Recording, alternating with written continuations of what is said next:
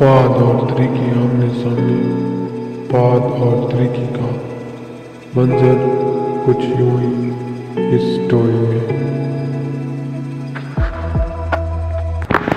شام کا وقت تھا۔ پہاڑوں کے دامن میں بسا ہوا چھوٹا سا گاؤں جسے لوگ چشمہ نور کے نام سے جانتے تھے، ڈوبتے سورج کی سنہری روشنی میں نہایا ہوا تھا۔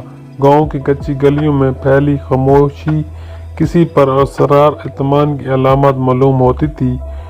دور پہاڑوں کے پیچھے سورج جیسے آخری بار جھانک کر کہہ رہا ہو کہ آج کا دن ختم ہوا، اب روشنی کی باری تمہاری ہے۔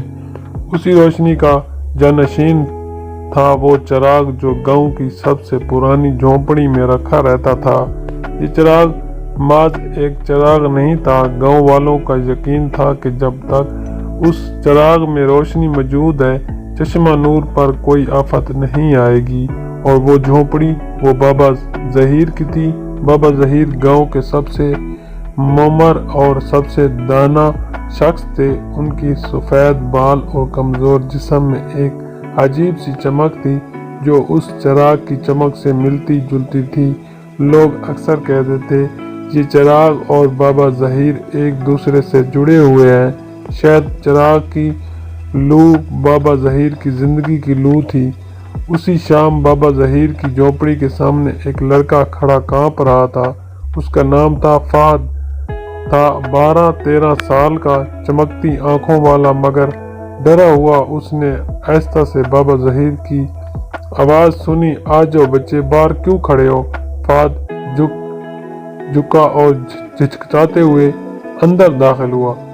جھونپڑی میں نیم طریقی تھی مگر کمرے کے بیچ میں رکھا چراغ پوری شان سے جل رہا تھا۔ اس کی روشنی میں بابا ظہیر کی مسکراتی شکل اور زیادہ روشنی دکھائی دیتی تھی۔ بابا فہد نے ہمت جمع کی، آج پھر پہاڑی جنگل میں وہ آواز آئی ہے، وہی عجیب سی جسے کوئی ہمیں دیکھ رہا ہو۔ بابا ظہیر نے گہری سانس لی، میں جانتا ہوں آج کا وقت نازک ہے، اس لیے میں نے تمہیں بلایا ہے۔ فہد کی آنکھیں حیرت سے کھل گئیں۔ میں نے تم وہ بچے ہو جس کا دل خوف سے زیادہ روشنی کو پہچانتا ہے۔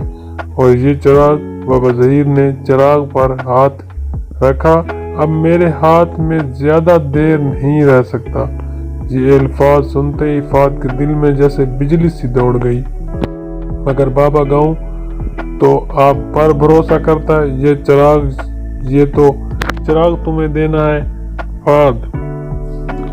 بابا ظہیر کی آواز میں نرمی بھی تھی اور حکم بھی، وقت آ گیا ہے کہ تم وہ جان سکو جو صدیوں سے صرف ایک محافظ جانتا آیا ہے۔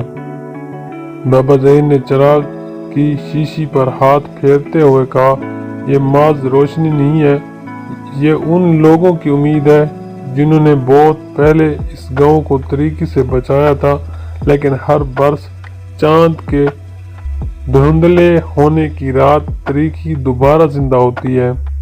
فہد کے جسم سے سنسنی دوڑ گئی، کیا وہ طریقی آج رات آئے گی؟ بابا ظہیر نے چراغ میں تیل ڈالا، آج رات وہ پہاڑوں کے اوپر منڈلا رہی ہے۔ میں بوڑھا ہو چکا ہوں، اب اسے روکنے کے لیے ایک نیا محافظ چاہیے۔ فہد نے نگاہ چراغ پر ڈال کر کہا، مگر میں کیسے؟ چراغ تمہیں راستہ دکھائے گا۔ اسی لمحے باہر تیز ہوا چلنے لگی، دروازہ زور سے بجا۔ فہد چونک کر اٹھا۔ بابا ظہیر نے چراغ اس کی طرف بڑھاتے ہوئے کہا، اسے لے کر پہاڑی راستے سے اوپر جاؤ، وہاں ایک پرانا مندر ہے، روشنی کا مندر۔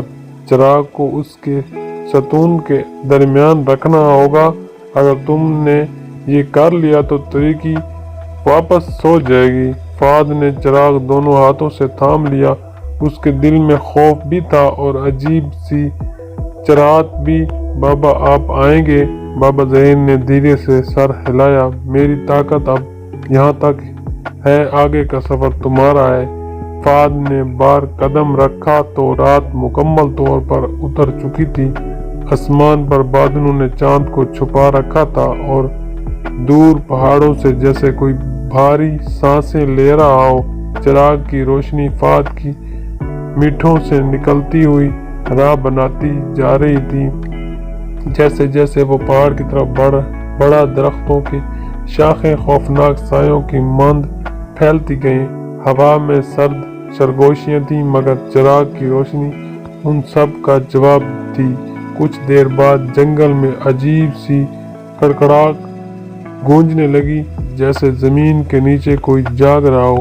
فہد نے قدم تیز کر دیے، جنگل کے بیچوں بیچ پہنچی تو اچانک سامنے سے دو سرخ آنکھیں ابھریں۔ درختوں کے پیچھے سے سایہ دھند کا بادل سا نکل کر اس پر جھپٹا۔ فہد نے خوف کے مارے چراغ اپنے سینے سے چمٹ لیا، مگر حیرانی کی بات یہ تھی کہ تریکی چراغ کے 2 گز قریب آتے ہی پیچھے ہٹ گئی۔ یہ مجھ سے ڈرتی ہے، فہد نے خود سے کہا۔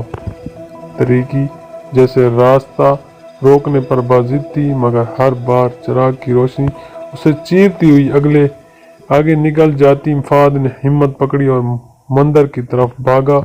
آخر کار پہاڑ کے دامن میں بنے پتھریلے زینے نظر آئے۔ اوپر مندر تھا، صدیوں پرانا مگر اپنے جلال میں اب بھی قائم۔ آسمان میں اچانک بجلی کڑکی۔ تریکی نے آخری حملہ کیا، اب کی بار غصے میں پوری قوت کے ساتھ۔ فہد نے مندر کے ستونوں کے درمیان پہنچ کر چراغ کو اونچا کیا۔ تم نہیں جیت سکتے، یہ روشنی صرف میرا نہیں پورے گاؤں کی امید ہے۔ اگلے ہی لمحے فہد نے چراغ اسی مقام کے عین درمیان رکھ دیا۔ چراغ کی روشنی یک دم آسمان سے بھی زیادہ روشن ہو گئی، اتنی ہی کہ فہد کو کچھ نظر نہ آیا۔ تریکی نے چیخ سی ماری اور تیز ہوا کی جھکٹ کی طرح بکھرنے لگی، اور پھر چند لمحوں بعد مکمل خاموشی۔